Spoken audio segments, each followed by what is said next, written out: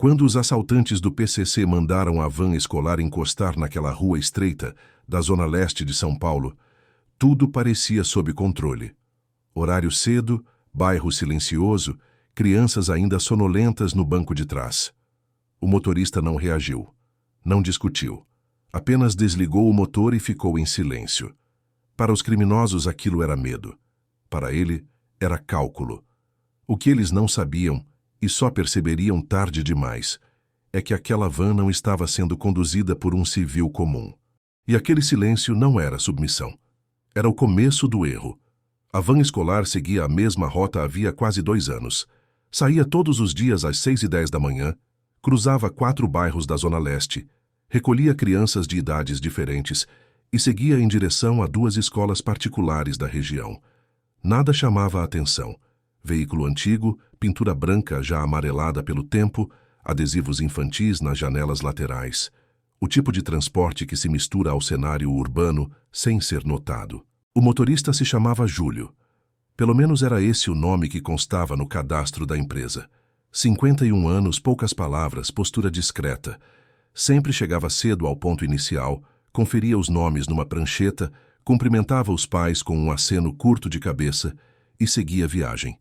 Nunca se atrasava, nunca reclamava, nunca criava vínculo além do necessário.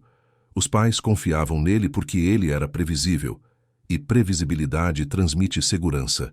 Naquela terça-feira, às 6h42, a van já tinha 7 crianças a bordo. O trânsito estava leve, o céu ainda nublado. Júlio dirigia com as 2 mãos firmes no volante, olhar atento aos retrovisores, como fazia sempre. Não ouvia rádio, não falava ao telefone. O silêncio dentro do veículo era quebrado apenas por cochichos infantis e o som baixo do motor. Foi ao virar uma esquina perto de um conjunto habitacional que ele percebeu a movimentação errada. Um carro escuro atravessado na via. Um segundo logo atrás, fechando a saída. 3 homens descendo rápido. Armas visíveis, movimento ensaiado. Não era um roubo improvisado. Era ação planejada. Júlio reduziu a velocidade antes mesmo do primeiro grito. Encostou a van com suavidade no meio-fio. Desligou o motor. Levantou as mãos lentamente, visíveis pelo para-brisa. Não olhou diretamente para os criminosos. O gesto era exato. Nem rápido demais para parecer reação, nem lento demais para parecer desafio. Um dos homens se aproximou apontando a arma. Mandou ele abrir a porta. Júlio obedeceu sem falar nada. Outro assaltante subiu pelo lado do passageiro. Olhou rapidamente para as crianças. Sorriu. "Fica tranquilo, tio. É rapidinho." Júlio não respondeu. Esse silêncio incomodou mais do que qualquer palavra. O líder do grupo, um homem de cerca de 35 anos, tatuagens no pescoço e olhar duro, se aproximou. Perguntou se a van tinha rastreador. Júlio balançou a cabeça negativamente. Perguntou se ele era o dono do veículo. Júlio respondeu apenas: "Sou o motorista." Poucas sílabas, nenhuma explicação extra. O homem do PCC fez um gesto com a arma, mandando Júlio sair. Ele desceu devagar, mantendo as mãos visíveis. As crianças começaram a chorar. Júlio virou o rosto para elas e falou pela primeira vez: "Fiquem quietas, vai ficar tudo bem." A voz era firme, sem tremor, sem pressa. O líder estranhou. Pessoas ameaçadas naquela situação normalmente falavam demais, imploravam, choravam. Júlio não fazia nada disso. "Você é muito calmo para alguém que está sendo roubado", disse o criminoso. Júlio apenas deu de ombros. Foi nesse momento que o erro começou a se consolidar. O grupo acreditou que tinha controle total da situação. Rua vazia. Armas em vantagem. Um motorista silencioso que claramente não reagiria. Resolveram agir rápido. 2 ficaram com as crianças dentro da van. Um revistava Júlio. O líder falava no rádio, avisando que tinham conseguido um veículo fácil. Eles não sabiam que Júlio já tinha memorizado cada posição, cada ângulo, cada distância entre eles. Não sabiam que aquele tipo de abordagem, aquele posicionamento de armas, aquele excesso de confiança, ele já tinha visto dezenas de vezes antes. E não sabiam, principalmente, que aquele homem tinha passado mais de 20 anos sendo treinado exatamente para situações assim. Quando o criminoso que o revistava se distraiu por meio segundo, Júlio não se moveu. Ainda não. Esperou, porque quem sobrevive aprende que o momento certo vale mais do que força. E o momento estava chegando. A mão do criminoso deslizou pelo bolso traseiro da calça de Júlio e encontrou apenas uma carteira simples, com documentos, alguns cartões vencidos e pouco dinheiro. Nada que justificasse a tensão que começava a crescer no ar. O homem franziu a testa, conferiu novamente, passou a mão pela cintura, pelos tornozelos. Nenhuma arma. Nada. Só isso? Perguntou com desprezo. Júlio assentiu com a cabeça, mantendo o olhar baixo. O líder do grupo terminou de falar no rádio e se aproximou outra vez. Olhou para dentro da van. As crianças estavam quietas demais agora. O choro tinha cessado. Apenas olhos arregalados, observando tudo em silêncio. Aquilo também não era comum. Crianças costumam entrar em pânico. Ali havia medo, sim, mas também havia algo diferente. Atenção. Vamos tirar esse cara daqui, disse o líder. Leva ele para o carro. O plano deles era simples. Levar a van para um galpão próximo, esvaziar, procurar por rastreador com calma e depois abandonar o veículo. Com o motorista longe, tudo ficaria mais fácil. Foi quando Júlio falou de novo. Não precisa. A frase saiu baixa, mas clara. O criminoso que o segurava apertou o braço dele com força. Como é que é? Não precisa me levar, repetiu Júlio. A van não vai a lugar nenhum. O líder ergueu a sobrancelha. Algo naquela afirmação soou errado. Não era desafio direto, mas também não era submissão. Era constatação. Tá achando que manda agora? Perguntou, dando um passo à frente. Júlio levantou o olhar pela primeira vez.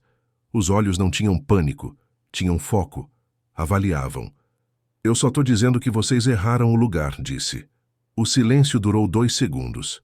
2 segundos longos demais. O criminoso riu. Olha só, o tiozinho resolveu falar bonito. Foi nesse exato instante que o erro se tornou irreversível. O homem que segurava Júlio afrouxou levemente a pressão, rindo também. Foi um movimento automático, inconsciente. Júlio sentiu. O corpo reagiu antes da mente. O giro foi curto. Preciso. Ele deslocou o quadril, prendeu o braço do criminoso contra o próprio corpo e usou o peso para desequilibrar. Um golpe seco na articulação. O estalo foi audível. O homem gritou. Antes que qualquer outro reagisse, Júlio avançou mais um passo, usando o corpo do primeiro como escudo. O segundo criminoso tentou erguer a arma. Júlio bateu no pulso com força suficiente para fazê-la cair. Um chute baixo, direto no joelho. Outro grito. As crianças começaram a gritar agora.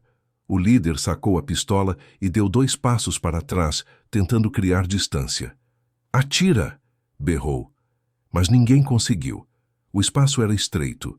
O movimento de Júlio era contínuo, sem pausas desnecessárias. Ele empurrou o segundo homem contra o carro atravessado na rua, bateu a cabeça dele contra o vidro e o deixou cair. O quarto criminoso, que estava dentro da van, tentou sair pela porta lateral. Júlio já estava se movendo naquela direção. Um empurrão forte fechou a porta de volta, prendendo o homem lá dentro. Um golpe curto no vidro lateral estourou o suficiente para cortar e assustar, não para matar. Fica no chão, gritou Júlio, agora com voz de comando. O tom mudou tudo. O líder hesitou. Não era medo ainda, era confusão. Aquilo tinha saído completamente do script. Ele levantou a arma de novo. Júlio não deu tempo. Avançou em diagonal, usando o carro como cobertura parcial, segurou o braço armado com as 2 mãos e girou para fora. Um disparo ecoou para o alto, perdido. Júlio acertou um golpe direto no rosto do homem. O líder caiu de costas, desorientado. Em menos de 30 segundos, 3 criminosos estavam no chão. Um gemendo, outro desacordado. O terceiro tentando entender onde tinha errado. O quarto permaneceu dentro da van, imóvel, com as mãos erguidas. Júlio respirou fundo pela primeira vez. Olhou rapidamente ao redor. Algumas janelas começavam a se abrir. Um morador observava de longe sem entender nada. Júlio puxou o celular do bolso, discou um número curto. Situação controlada. Zona Leste. Preciso de apoio imediato. A resposta veio rápida, curta. A caminho. Ele desligou. Ajoelhou ao lado do líder do grupo que tentava se levantar. Quem é você? Perguntou o criminoso cuspindo sangue. Júlio não respondeu. Algumas histórias não precisam de explicação, só de consequência. Minutos depois, sirenes começaram a ecoar ao longe. Viaturas se aproximavam. Uma ambulância logo atrás. Júlio voltou até a van. Abriu a porta. As crianças choravam agora, em choque. Acabou, disse, com voz mais suave. Ninguém vai machucar vocês. Uma menina perguntou entre soluços. Você é polícia? Júlio pensou por um segundo. Já fui. A polícia chegou. Os 4 criminosos foram algemados ali mesmo. Um deles tentou resistir. Não conseguiu. O oficial responsável reconheceu Júlio assim que se aproximou. Os 2 trocaram um olhar rápido, nada mais. Achei que você tinha sumido, disse o policial. Eu tinha, respondeu Júlio. Os pais chegaram depois. Desespero, choro, gratidão, perguntas demais. Júlio respondeu o mínimo. Naquele mesmo dia, a empresa de transporte recebeu uma ligação. Júlio não voltaria. Pediu demissão. Não explicou o motivo. 3 dias depois, uma nova van assumiu a rota. Novo motorista. Nova rotina. O PCC perdeu 4 homens naquela manhã. Não por falta de armas, não por azar. Mas porque subestimaram o silêncio. E porque acharam que todo motorista era apenas um civil comum. Erraram. O nome completo de Júlio não aparecia em nenhum registro recente. Para os vizinhos, ele era apenas o motorista da van escolar. Chegava cedo, estacionava sempre no mesmo lugar, cumprimentava com um aceno discreto e evitava conversa. Nunca atrasava, nunca faltava, nunca reclamava. O que ninguém ali sabia, e o PCC jamais imaginaria, é que aquela rotina era uma escolha calculada. Júlio havia passado 26 anos dentro da polícia militar, não em setores administrativos, não em funções burocráticas. Ele tinha servido em unidades que não gostavam de holofote, nem de entrevistas, nem de memória pública. Operações noturnas, abordagens silenciosas, situações onde errar significava não voltar para casa. Quando pediu baixa, fez questão de desaparecer. Mudou de bairro, mudou de hábitos, mudou até a forma de falar. Aprendeu a ser invisível e conseguiu. O emprego de motorista veio como uma forma de manter a mente ocupada. Crianças, rotina previsível, horários fixos. Para alguém que passou a vida em alerta constante, aquilo era quase terapêutico. Até a manhã em que a van foi parada. Depois da prisão dos 4 homens, a investigação avançou rápido. O grupo não era grande, mas estava ligado diretamente a uma célula do PCC que atuava na Zona Leste. A van tinha sido escolhida ao acaso. Roubo rápido, veículo comum, baixo risco, tudo errado. No interrogatório, um dos criminosos repetia a mesma frase. A gente achou que ele era só um velho quieto. Outro, com o braço imobilizado, disse algo pior. Ele se mexia como policial, mas não parecia policial. Esse era o ponto. Júlio não parecia nada. A polícia tentou convencê-lo a depor formalmente. Ele recusou. Não queria mídia. Não queria reconhecimento. Não queria que o passado fosse puxado de volta à superfície. Já fiz minha parte, disse apenas. Mesmo assim, o caso correu nos bastidores. Informações vazaram. O nome de Júlio começou a circular em conversas erradas. Gente errada. Ele percebeu rápido. 2 semanas depois, encontrou marcas de pneus paradas tempo demais, em frente à sua casa. Um carro desconhecido passou devagar 3 noites seguidas. Um homem perguntou por ele no bar da esquina. Júlio entendeu o recado. Não era medo, era leitura de cenário. Naquela mesma semana, ele vendeu o pouco que tinha, empacotou roupas, deixou a casa limpa demais para alguém que pretendia voltar e partiu antes do amanhecer. Não avisou ninguém. Meses depois, um relatório interno da polícia citava o caso como exemplo de erro crítico por subestimação de alvo. Nenhum nome, nenhum detalhe. Apenas a conclusão fria. Os criminosos erraram a leitura, pagaram o preço. As crianças continuaram indo à escola. A rua voltou ao normal. O bairro esqueceu. Mas dentro do PCC, a história circulou como alerta. Nem todo silêncio é fraqueza, nem todo civil é comum. E às vezes o maior erro não é escolher o alvo errado, é achar que ele não sabe exatamente o que está fazendo. O novo endereço de Júlio ficava longe dali, em outra cidade, outro estado, outro ritmo. Um lugar onde ninguém fazia perguntas e onde o silêncio ainda era possível. Ele escolheu um bairro simples, ruas de terra, casas baixas, comércio pequeno. Exatamente o tipo de cenário onde alguém passa a vida inteira sem ser notado. Arrumou trabalho rápido, não como motorista. Não queria repetir padrões. Virou vigia noturno de um galpão logístico às margens de uma rodovia estadual. Turnos longos, madrugadas quietas, cães ao longe, caminhões passando de vez em quando. Era o suficiente. Para quem olha de fora, parecia um recomeço humilde. Para Júlio era apenas continuação. Ele sabia que o PCC não esquece fácil. Sabia também que a facção não costuma agir no impulso. Primeiro observam, depois testam, só então avançam. Por isso manteve a rotina rígida, horários fixos, caminhos alternados, nada de vínculos, nada de confiança desnecessária. Mesmo assim, o passado tem um jeito próprio de reaparecer. 4 meses depois da van escolar, um carro preto parou do outro lado da rua enquanto Júlio fazia a ronda externa do galpão. Motor desligado, faróis apagados. Permaneceram ali por tempo demais. Júlio não reagiu. Continuou andando. Fingiu não notar, mas contou os passos.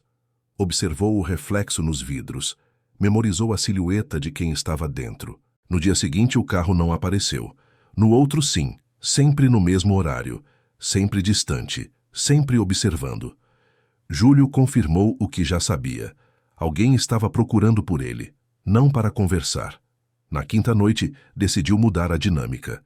Em vez de sair para a ronda no horário habitual, apagou as luzes internas do galpão e permaneceu imóvel, à sombra, observando a rua através de uma fresta no portão. O carro veio. Parou no mesmo ponto. Dessa vez, 2 portas se abriram. 2 homens desceram. Movimentos cuidadosos, mas não profissionais o suficiente. Um deles falava baixo ao celular. O outro caminhava devagar, olhando em volta. Júlio respirou fundo. Não havia crianças ali. Não havia civis. Não havia risco colateral. Aquele era um cenário que ele conhecia bem. Esperou o momento exato em que os 2 se separaram ligeiramente. Um passo a mais. Um erro mínimo. Saiu da sombra sem fazer barulho. O primeiro homem nem teve tempo de reagir. Júlio segurou por trás, fechou o braço no pescoço e o puxou para dentro do portão aberto. O impacto foi seco, rápido, silencioso. O segundo ouviu algo. Virou-se, viu movimento demais onde deveria haver nada. Sacou a arma. Tarde demais. Júlio avançou baixo, chutou a mão armada, derrubou o homem no chão e imobilizou com o joelho nas costas. Tomou a arma, apontou. Quem mandou? Perguntou sem elevar a voz. O homem tremia. Não era valentia o que tinha ali. Era improviso. Eu não sei o nome. Falaram do motorista e o da van. Era o suficiente. Júlio se levantou. Usou o celular do homem para ligar para o contato mais recente. Colocou no viva-voz. Chamou 2 vezes. Atenderam. Deu errado, disse Júlio com voz neutra. Muito errado. Silêncio do outro lado. Depois a ligação caiu. Júlio desligou o telefone. Deixou os 2 homens desacordados, amarrados, visíveis o bastante para serem encontrados, mas longe demais para pedirem ajuda imediata. Ligou para a polícia local. Denúncia anônima. Coordenadas exatas. Antes de sair, deixou um recado escrito em um pedaço de papel, colocado no painel do carro preto. Não insistam. Naquela noite, Júlio partiu de novo. Mudou mais uma vez de cidade. Mais uma vez de nome informal. Mais uma vez de rotina. Algumas pessoas não têm o luxo da estabilidade. Elas apenas seguem. O PCC nunca mais tentou encontrá-lo diretamente. O aviso foi entendido. Mas a história da van escolar continuou circulando. Distorcida, exagerada, temida. Para alguns virou lenda. Para outros, lição. Porque naquele dia, em uma rua comum de São Paulo, Assaltantes armados cometeram um erro básico. Acharam que estavam lidando com um civil qualquer.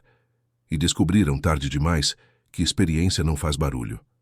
Ela espera. Com o passar do tempo, o episódio da van escolar deixou de ser apenas um erro pontual e passou a ser tratado como referência interna. Não era algo que se comentava em voz alta, mas circulava em relatos fragmentados, sempre com o mesmo alerta implícito. Cuidado com o que parece simples demais. Júlio seguiu vivendo nesse limite invisível. Trabalhos temporários, pouco vínculo, sempre observando, sempre pronto para sair. Não por paranoia, mas por método. Ele sabia que o PCC aprende com os próprios erros, e quando aprende, não repete da mesma forma. Um ano depois, já em outra região do país, Júlio se estabeleceu como motorista de caminhão terceirizado. Longas viagens, postos de estrada, madrugadas silenciosas cortadas pelo ronco do motor. Era o tipo de função que permitia desaparecer sem deixar rastros fixos. Numa dessas paradas em um posto isolado, ouviu uma conversa que chamou atenção. Dois homens falavam baixo, mas com familiaridade demais com o tema. Comentavam sobre o motorista da van, como se fosse uma história antiga, quase folclórica. Um deles disse: "Depois daquele dia, ninguém mais encosta em transporte escolar sem confirmar tudo." Júlio permaneceu em silêncio, pagou o café. Voltou para o caminhão. Aquilo confirmou o que ele já suspeitava. O erro havia deixado marca. Não só pela perda dos homens, mas pela humilhação estratégica. Facções não temem força isolada. Temem imprevisibilidade. O tempo passou. 2 anos. 3. Júlio envelheceu mais rápido do que gostaria. Não fisicamente, mas no olhar. Quem vive sempre atento perde algo da leveza. Ainda assim, não se arrependia. Sabia que aquela escolha tinha evitado algo maior. Naquele dia, se tivesse obedecido, as crianças teriam sido levadas. As consequências seriam irreversíveis. Ele aceitou isso como justificativa suficiente. Até que uma ligação mudou tudo. Era de um antigo contato da polícia, alguém que ele confiava o bastante para atender. "Estão perguntando por você de novo", disse a voz do outro lado. Não diretamente, mas seu nome voltou a circular. "Onde?" perguntou Júlio. "São Paulo. Zona Leste. Mesmo pessoal, novos integrantes, mas mesma liderança intermediária." Júlio fechou os olhos por um instante. "Obrigado por avisar. Vai desaparecer de novo?" "Nunca deixei de estar", respondeu. Naquela noite, ele tomou uma decisão diferente. Não iria apenas fugir. Fugir cansa. Fugir não encerra ciclos. Usando contatos antigos, Júlio repassou informações. Não detalhes pessoais, não endereços, apenas padrões, rotas, modos de operação, pontos fracos. A polícia fez o resto. Meses depois, uma operação silenciosa desmantelou aquela célula. Prisões feitas sem espetáculo, sem manchetes chamativas, do jeito que Júlio sempre acreditou que deveria ser. O nome dele nunca apareceu em lugar nenhum. E assim ficou. Hoje, se alguém passar por uma van escolar em São Paulo, dificilmente vai pensar nisso. É apenas mais um veículo no trânsito caótico da cidade. Mais uma rotina comum. Mas para alguns, aquela imagem carrega um aviso invisível. Nem todo silêncio é submissão. Nem toda rotina é fragilidade. E nem todo motorista é apenas um civil comum. Às vezes, o maior erro do crime não está na arma nem no plano. Está na certeza equivocada de que o outro não sabe reagir. E quando essa certeza cai, já é tarde demais. O caso jamais foi oficialmente encerrado. Nos arquivos ficou como mais um assalto frustrado, com reação inesperada da vítima. Nada além disso. Nenhuma menção ao passado de Júlio. Nenhuma linha explicando como 4 homens armados foram neutralizados em segundos, sem disparos, sem mortos. Para quem lê friamente parece improvável. Para quem viveu foi inevitável. Júlio seguiu existindo à margem dessas narrativas. Não voltou para a polícia, não quis reconhecimento, não procurou redenção. Apenas continuou andando. Cidades médias. Trabalhos temporários. Sempre próximo de estradas, nunca de raízes. Com o tempo, o corpo começou a cobrar. As articulações já não respondiam com a mesma rapidez. A força ainda estava ali, mas a resistência diminuía.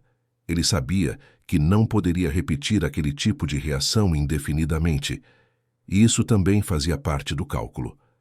Numa tarde comum, sentado em um banco de praça, ouviu duas mulheres conversando sobre o medo de deixar os filhos sozinhos no transporte escolar.